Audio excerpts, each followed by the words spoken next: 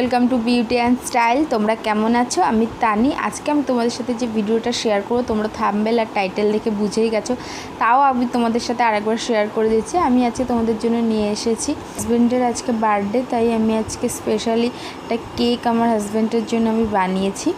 তাই ভাবলাম যে আজকে আমি যে কেকটা বানাচ্ছি এই কেকটাই ভিডিও শ্যুট করা যাক। তাহলে আমরা যেসব বন্ধুরা তোমরা ঘরে বসে খুব সহজেই কেক বানাতে চাও, আমি এখানে দু রকম প্রসেসই দেখিয়েছি। যাদের বাড়িতে মাইক্রোওভেন নেই তারাও কিন্তু বানাতে পারবে, আর যাদের মাইক্রোওভেন আছে তারা তো বানাতেই পারবেই, কোনো ব্যাপারই না আজকাল কেক বানানো। কিন্তু দু রকমভাবেই কেক বানিয়ে দেখাবো আজকে। আমি আজকে প্রেশার কুকারেও কেক বানাবো, প্লাস আমি কিন্তু মাইক্রোওভেনেও কেক বানাবো। আমি দুটোতেই কেক বানাবো, আর আমি দুটোই তোমাদের সাথে শেয়ার করবো যে তোমরা কীভাবে মাইক্রোওভেন ছাড়া তোমরা কেক বানাবে, তোমরা সেই পদ্ধতিটাও দেখতে পারবে। আমি মাইক্রোওভেনেও কিন্তু কেক করে দেখাবো, তোমরা কিন্তু সেটাও দেখে শিখতে পারবে যে কিভাবে তোমরা মাইক্রোওভেনে কেক বানাবে। আমার হাজব্যান্ড কিন্তু বাড়িতে নেই, অফিসে আছে, ও কিন্তু সেই রাত্রে আসবে। আমরা কিন্তু পুরো আমাদের বাড়ির সবাই মিলে কিন্তু আমরা প্রিপারেশন নিয়েছি। আমি কেক বানিয়েছি, আমার শাশুড়ি মা কিন্তু পায়েস বানিয়েছে ওর জন্য।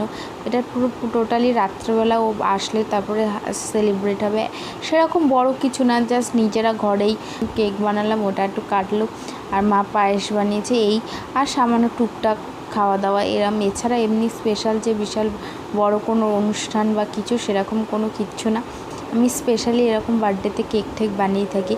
আমি যে কেকটা বানিয়েছি সেটা ভিডিও শ্যুট করা যাক, তোমাদের সাথেও শেয়ার করলাম, তোমরা দেখে যদি তোমাদের হেল্পফুল হয়, তাই ভাবলাম যে চলো তোমাদের সাথে আমি এই কেক বানানোটা শেয়ার করি। আমি আজকে যে কেকটা বানাচ্ছি আমি আমার হাজব্যান্ডের জন্য কিন্তু পুরোপুরি সারপ্রাইজ, ও জানেই না। তাহলে চলো আমি তোমাদের সাথে শেয়ার করা যাক আমি আমার হাজব্যান্ডের জন্য কি গিফট কিনেছি, তোমাদের দেখিয়ে দিই।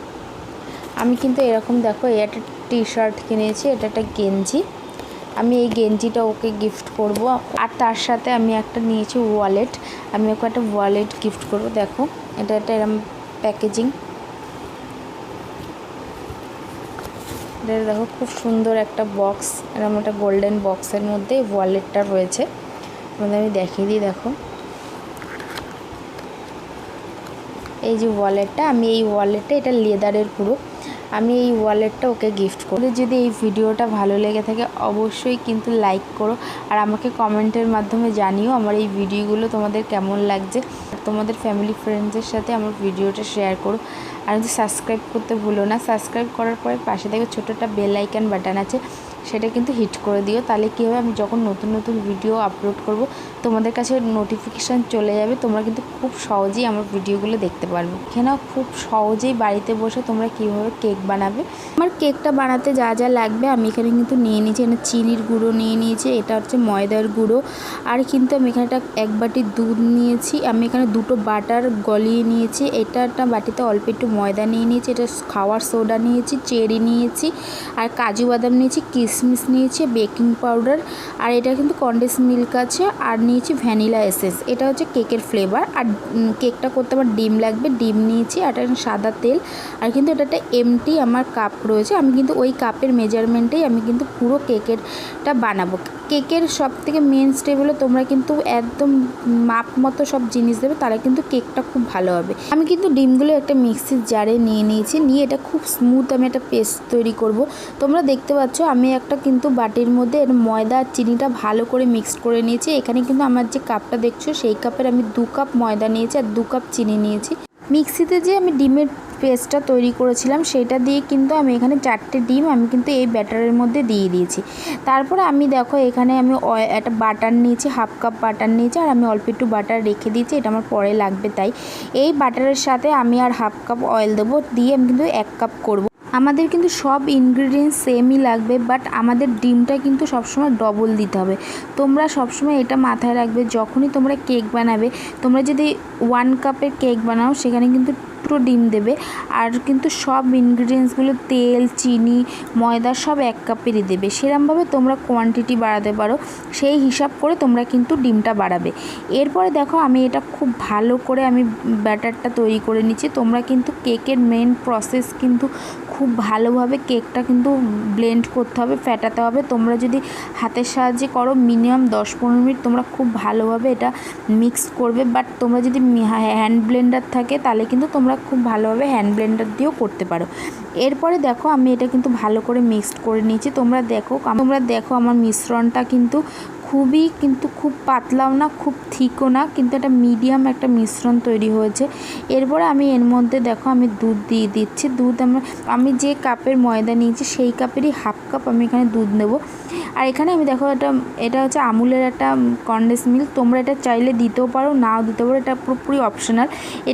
এটা দিলে আরও বেশি স্বাদ লাগে, কেকটা খুব স্বাদ হয়, তাই আমি এখানে এটা ইউজ করেছি। এখানে আমি 6 টেবিল স্পুন মতো আমি কিন্তু কনডেন্স মিল্ক দিয়েছি। 2 কাপের মেজারমেন্টে কিন্তু আমি 6 টেবিল স্পুন আমি কনডেন্স মিল্ক দিয়েছি। এটা দিয়ে কিন্তু খুব ভালো করে আমি ফ্যাটিয়ে নেব। আর এখানে দেখো আমি কেকের স্বাদের জন্য আমি এখানে ভ্যানিলা এসেন্স দিচ্ছি। তোমরা চাইলে এখানে যে কোনো রকম ফ্লেভার বাজারে কিনতে পাওয়া যায়, তাদের যে ফ্লেভার পছন্দ তোমরা সেটাই দিতে পারো। আর এখানে আমি 1 টেবিল স্পুন দেখো বেকিং পাউডার দিয়ে দিচ্ছি। এটা কেকের যে বেকিং পাউডার সেটা আমি কিন্তু 1 টেবিল স্পুন দিলাম। এরপরে তোমরা কিন্তু আমি এখানে একটা খাওয়ার সোডা দিচ্ছি, এটা আমি 1/2 টেবিল স্পুন দিচ্ছি। খাওয়ার সোডাটা আমি দিয়ে দিলাম, দিয়ে এর মধ্যে আমি এটা খুব ভালো করে দেখো আমি মিক্সড করে নেব। তোমরা কিন্তু প্রপারলি খুব ভালো করে কিন্তু এটা মিক্সড করবে। আর দুধের পরিমাণটার সেরকম কোনো মেজারমেন্ট নেই। এটা তোমাদের যখন তোমরা এটা ভালো করে মিক্সড করবে তখনই তোমরা দেখতে পাবে এখানে মিশ্রণটা যাতে রানিও না হয়, খুব থিকও না হয়, মানে মিডিয়াম একটা মিশ্রণ যাতে তৈরি হয়, যাতে পাতলাও না হয়ে যায়, খুব যাতে গাঢ়ও না থাকে।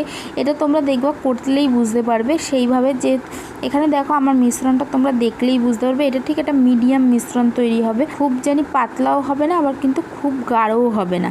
তোমরা দেখতে পাচ্ছ এটা একটা মিডিয়াম একটা মিশ্রণ তৈরি হয়েছে। এটা দিয়ে তোমরা প্রপারলি খুব ভালোভাবে কিন্তু ব্লেন্ডিংটা করবে। তোমরা যদি খুব ভালো করে কেকের ব্যাটারটা যদি খুব ভালো করে ফ্যাটাও, ভালো করে যদি মিশ্রণ করো, তাহলে কিন্তু দেখবে কেকটা খুবই স্পঞ্জি আর খুবই সফট হবে। তোমরা এটা করলেই বুঝতে পারবে। আর প্রত্যেকটা কিন্তু ইনগ্রিডিয়েন্টসের মাপ তোমরা ঠিকমতো দেবে, তাহলে কিন্তু তোমাদের কেকে হতে কোনো সমস্যা নেই। আর আমি এখানে কিন্তু দুটো প্রসেসই দেখাচ্ছি, তোমার প্রেশার কুকারেও দেখাবো প্লাস মাইক্রোওভেনেও দেখাবো। তোমাদের দুটোই যেটা ইজি মনে হবে করতে পারবে। আমি দেখো এখানে একটা বলে কিন্তু প্লেন একটু ময়দা নিয়ে নিয়েছিলাম, তার মধ্যে আমি ড্রাই ফ্রুটসগুলো দিয়ে দিচ্ছি।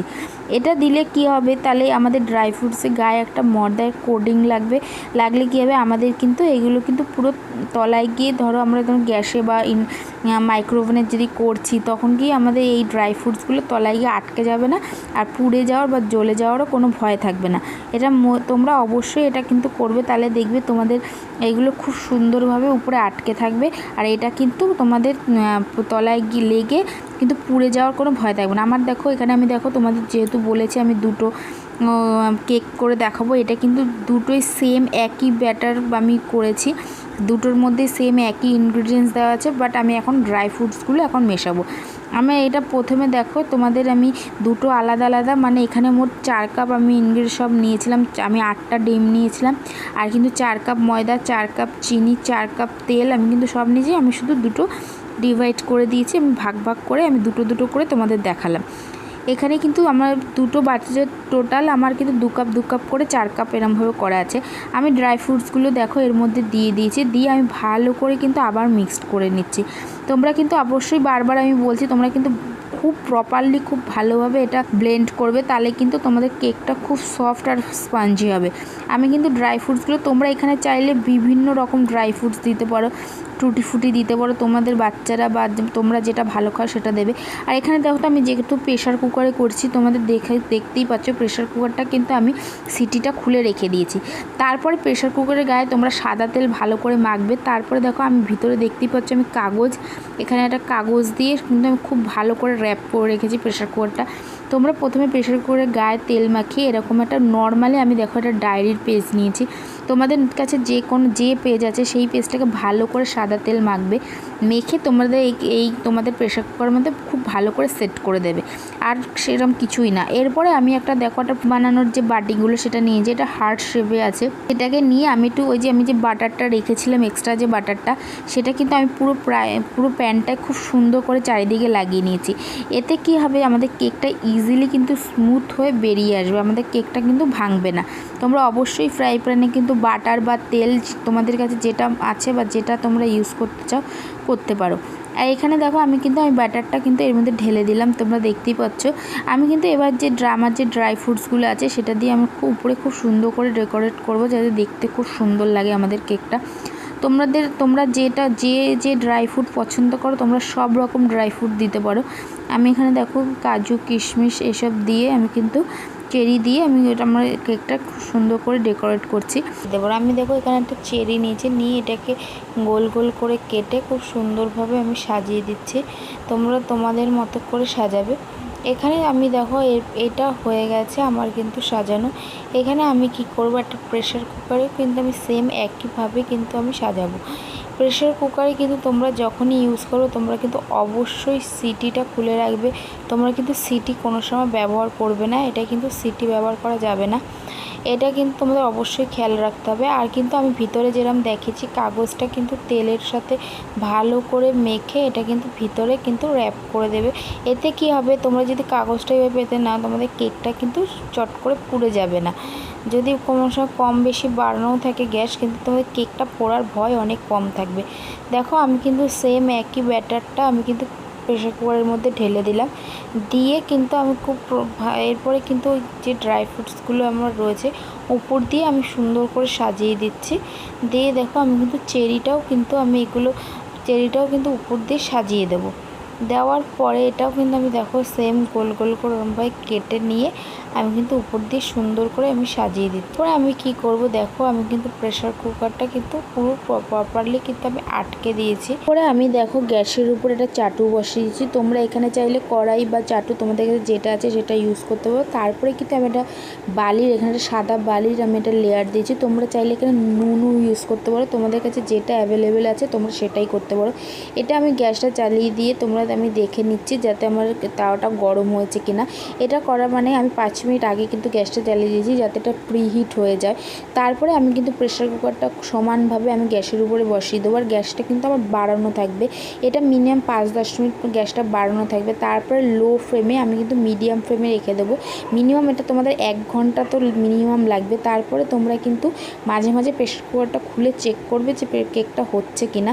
তোমরা বুঝবে কী করে, দেবে কেকটা অটোমেটিকলি খুব সুন্দরভাবে ফুলে উঠবে, তাহলেই কিন্তু তোমরা বুঝে যাবে যে কেকটা আস্তে আস্তে হচ্ছে।